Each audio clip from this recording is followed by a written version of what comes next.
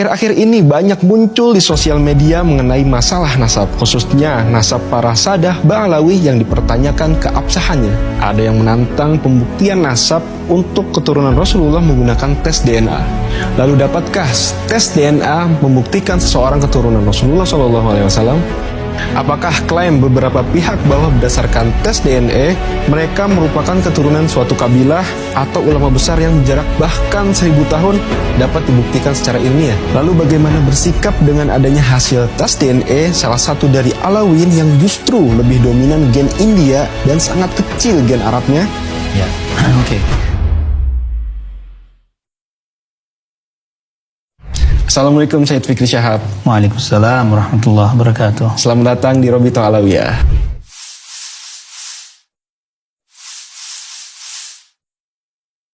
Akhir-akhir ini banyak muncul di sosial media mengenai masalah nasab, khususnya nasab para Sadah Ba'alawi yang dipertanyakan keabsahannya, yang diawali oleh sebuah artikel di internet yang mempertanyakan ketersambungan nasab Ba'alawi sampai ke Rasulullah SAW. Bagaimana analisa Anda mengenai hal ini? Jadi memang ini adalah topik yang kelihatannya cukup tren akhir-akhir ini dan menarik perhatian banyak orang ya, khususnya di sosial media.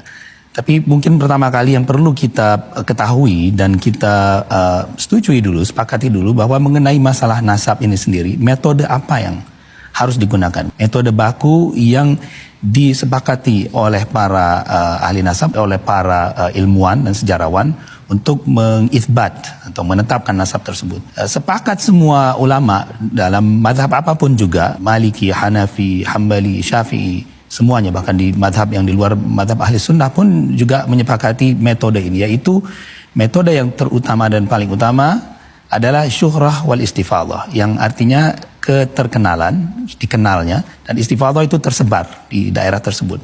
Nah, ini metode yang disepakati oleh semua ulama. Nah, dalam hal ini kita lihat nasab Bani Alawi sudah syuhrah dan istifadah sudah dikenal semenjak zaman dahulu dan juga tersebar informasinya, bukan hanya di tempat tersebut, bahkan requirement atau syaratnya itu hanya di tempat tersebut pun juga sudah cukup. Tapi Sadah Bani Alawi dikenal di berbagai tempat, jadi sudah memenuhi syarat syuhrah dan istifadah. Nah, kemudian beberapa hal lain yang menunjang itu adalah tentu catatan, itu berupa buku, bisa yang matbu, artinya yang dicetak, yang bisa kita akses sekarang ini, atau kita bisa lihat sebelumnya catatan tersebut yang dicetak, atau yang makhtut. Yang makhtut itu yang ditulis, makhtutat itu ditulis, itu manuskrip. Kemudian juga perlu dilihat juga aspek-aspek yang lain, jadi harus komprehensif untuk menunjang itsbat nasab tersebut.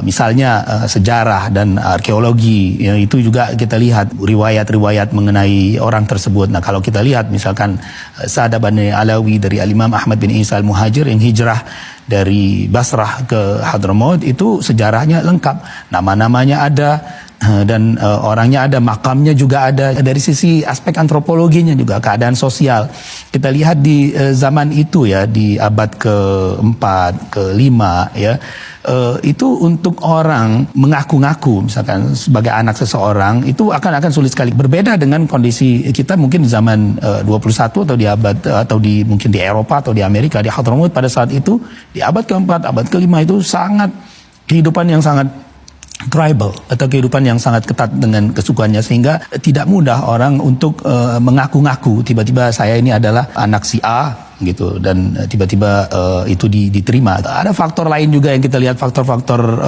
sosial juga perlu dipertimbangkan. Siapa yang mengklaim nasab ini? Apakah dia itu adalah orang biasa yang tidak dikenal, ataukah mereka itu adalah ulama, akhlak mereka seperti apa, atau mungkin mereka adalah penguasa. Nah, ini kita lihat semua dari awal sejarahnya Ahmad Al-Muhajir, begitu juga dengan anak beliau, mereka adalah orang-orang yang saleh, orang-orang yang penuh dengan ilmu dan ketakwaan. Insya Allah orang-orang yang seperti itu tidak akan melakukan klaim secara sepihak, karena mereka sangat memahami bahwa untuk mengaku-ngaku nasab itu adalah suatu dosa yang sangat besar. Beberapa faktor yang lain juga yang perlu dipertimbangkan dalam masalah nasab juga takrir ulama, baik itu itu ulama ahli nasab atau ulama yang lainnya.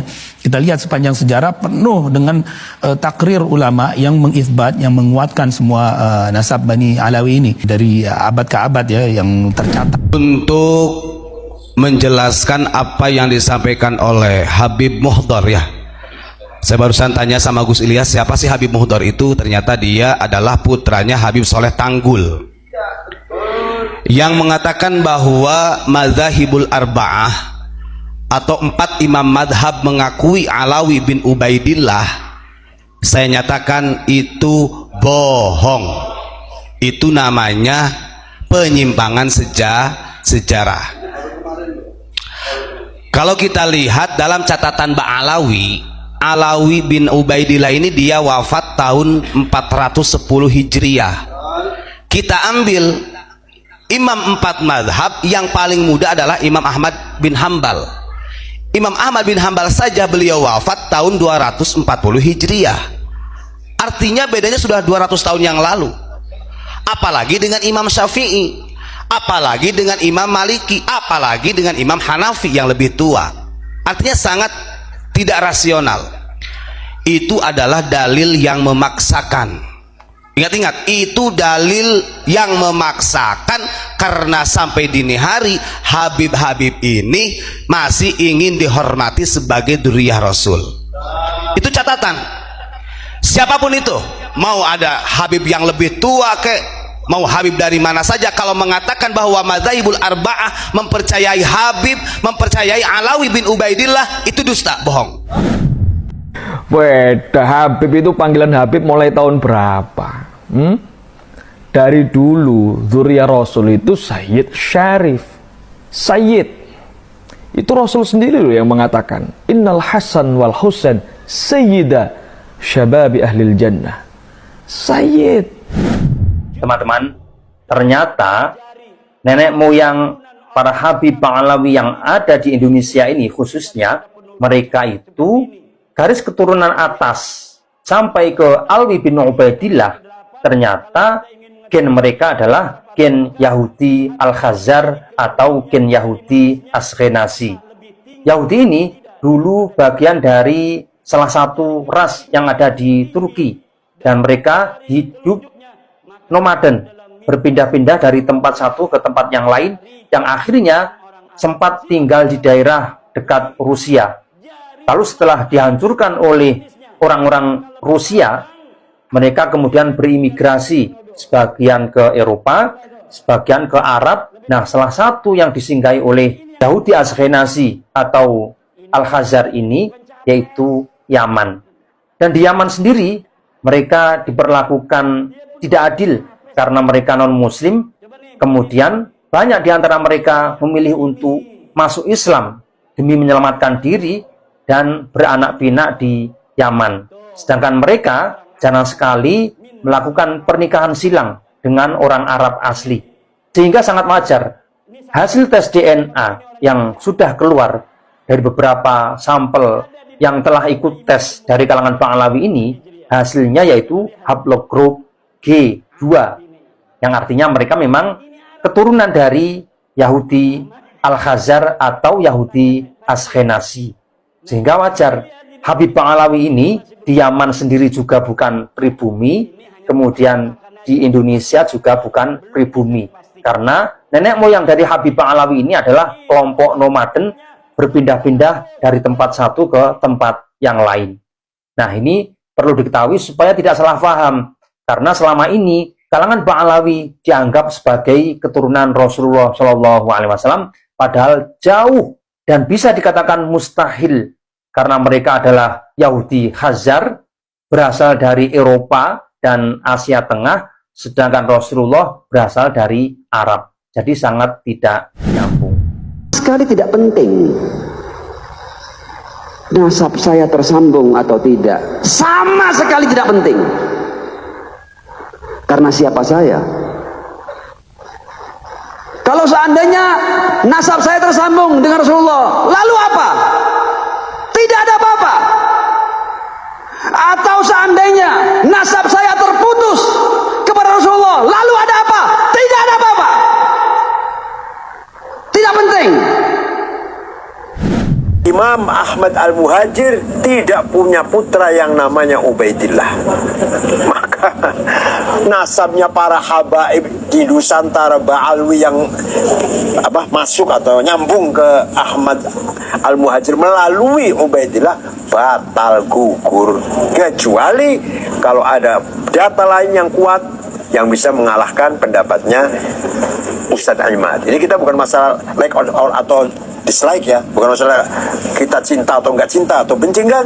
Mari kita diskusi ilmiah berdasar fakta dan burhan, data yang nyata.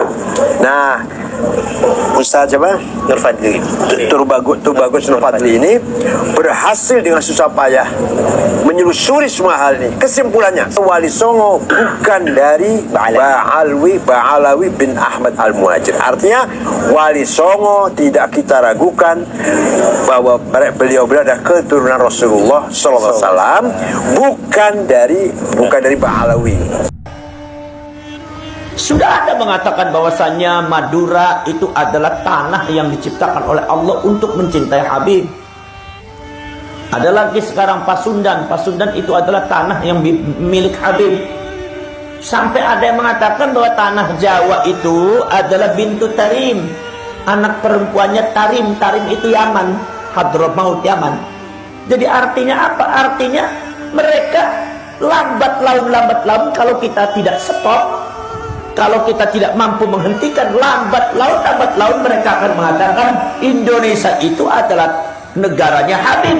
Jadi yang berhak itu Habib, yang lain tidak berhak. Maka kasusnya sama dengan Palestina, kalian akan terusir dari tanah sendiri.